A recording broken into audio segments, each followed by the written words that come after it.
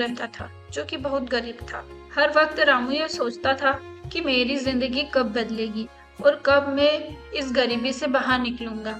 तो एक बार उसके पड़ोसी वाले गांव में एक बाबा आए हुए थे, जो कि हर किसी के सवाल का जवाब दे रहे थे। रामू भी अपने सवाल का जवाब जानने के लिए अपने गांव से उस गांव के लिए निकल पड़ता है, परंतु उस गांव का रास्ता जंगल से होते हुए निकलता है। जब रामू जंगल के रास्ते से जा रहा था तो अंधेरा काफी हो चुका था। उसे जंगल में एक घर दिखाई दिया, जो कि बहुत बड़ा और आलीशान घर था। रामू ने वहां रात गुजारने के लिए उस घर के मालिक से पूछा। मालिक, अंधेरा बहुत हो चुका है, तो क्या मैं एक रात यहाँ गुजार सकता हूँ? मैं पास के ही गांव में जा रहा था, सुबह होते ही मैं यहाँ से निकल जाऊंगा। घर के मालिक ने रामू से पूछा। तुम उस गांव में किससे मिलने जा रहे हो? मैं एक बाबा से अपने सवाल का जवाब पूछने जा रहा हूँ। ये सुनने के बाद घर के मालिक ने रामू से कहा। तुम उन बाबा से मेरा भी एक सवाल पूछना। मेरी बेटी 20 साल की है और वो गूंगी है। तुम उन बाबा से पूछना कि वो कब बोलना शुरू करेगी। हाँ मालिक, मैं आपका सवाल भी पूछ लूंगा। अगली सुबह रामू वहां से निकल गया।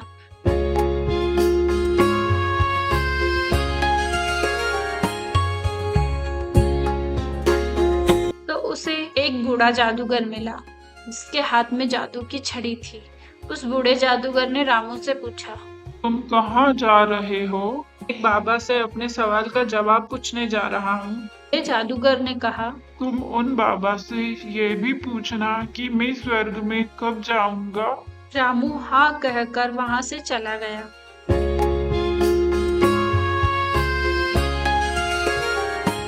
थोड़ी दूर जाने के बाद रामू को एक बड़ा सा कछुआ दिखा, जो कि ड्रैगन बनने की कोशिश कर रहा था।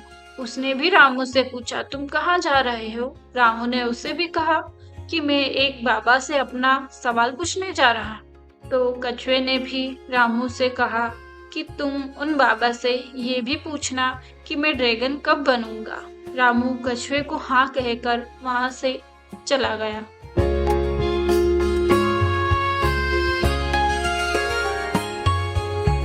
जब रामू उन बाबा के पास पहुंचा तो बाबा ने रामू से कहा कि तुम मुझसे कोई भी 3 सवाल ही पूछ सकते हो। अब रामू सोच में पड़ गया कि मैं अपना सवाल पूछूं या उन तीनों का। रामू ने सोचा, मेरा सवाल तो ये था कि मैं गरीबी से कब बाहर निकलूंगा। मेरी प्रॉब्लम तो बहुत ही छोटी है, मैं उन तीनों के सवाल ही पूछ लेता हूँ। रामू ने कछुए का सवाल बाबा से पूछा। बाबा, वो कछुआ जो मुझे रास्ते में मिला था, वो ड्रैगन कब बनेगा? जब वो कछुआ अपने कवच से बाहर निकलेगा, तब वो ड्रैगन बन जाएगा। फिर रामू ने उस बूढ़े जादूगर का सवाल बाबा से पूछा। बाबा, वो बूढ़ा जादूगर स्वर्ग में कब जाएगा? जब वो जादूगर अपनी जादू की छड़ी किसी और को दे देगा, तभी उसको स्वर्ग मिल जाएगा। फिर रामू ने उस घर के मालिक का सवाल बाबा से पूछा। बाबा, जंगल के जिस घर में मैं रुका था, उस घर के मालिक की बेटी कब बोलना शुरू करेगी? जब उसकी बेटी को उसका जीवन साथी मिल जाएगा, तब वो बोलना शुरू कर देगी। रामू इन तीनों सवालों का जवाब लेकर उसी रास्ते से चला गया।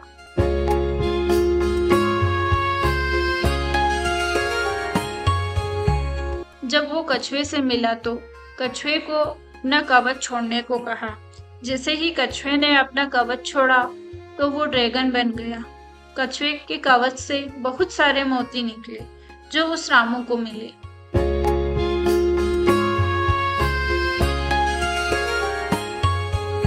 फिर वो उस बूढ़े जादूगर से मिला, जो स्वर्ग जाना चाहता था। रामू ने उस बूढ़े जादूगर को अपनी छड़ी किसी और को देने के लिए कहा।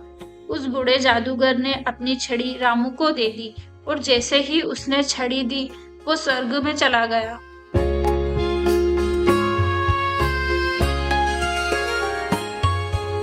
फिर रामू उस घर के मालिक से मिला और उससे कहा कि जब तुम्हारी बेटी को उसका जीवन साथी मिल जाएगा, तब वो बोलना शुरू कर देगी। उस घर के मालिक ने अपनी बेटी की शादी रामू से करा दी और उसकी बेटी बोलने लगी। इस कहानी से हमें सीख मिलती है कि हमें कुछ पाने के लिए कुछ खोना पड़ता है, कुछ छोड़ना पड़ता है, सेक्रीफाइस भी करने पड़ते हैं। जैसे उस कछुए ने अपना कवच छोड़ा और वो ड्रैगन बन गया। उस बूढ़े जादूगर ने अपनी छड़ी छोड़ी और उससे स्वर्ग मिल गया और उस घर के मालिक को अपनी बेटी की शादी करानी पड़ी।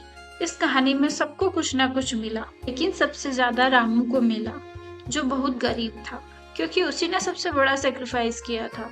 वो रामू इतनी दूर से अपने सवाल का जवाब पूछने के लिए गया था, लेकिन उसने अपने सवाल को साइड में रखकर उन तीनों के सवाल को पूछा। याद रखें कि बड़ी कामयाबी पाने के लिए बड़े सेक्रीफाइस करने पड़ते हैं। आपको हमारी कहानी अच्छी लगी हो तो इस वीडियो को लाइक करें ताकि YouTube इस वीडियो को और भी लोगों तक पहुंचाए, और हमारे चैनल को सब्सक्राइब जरूर करें। मिलती हूँ मैं अगली बार इसी तरह की कहानी के साथ।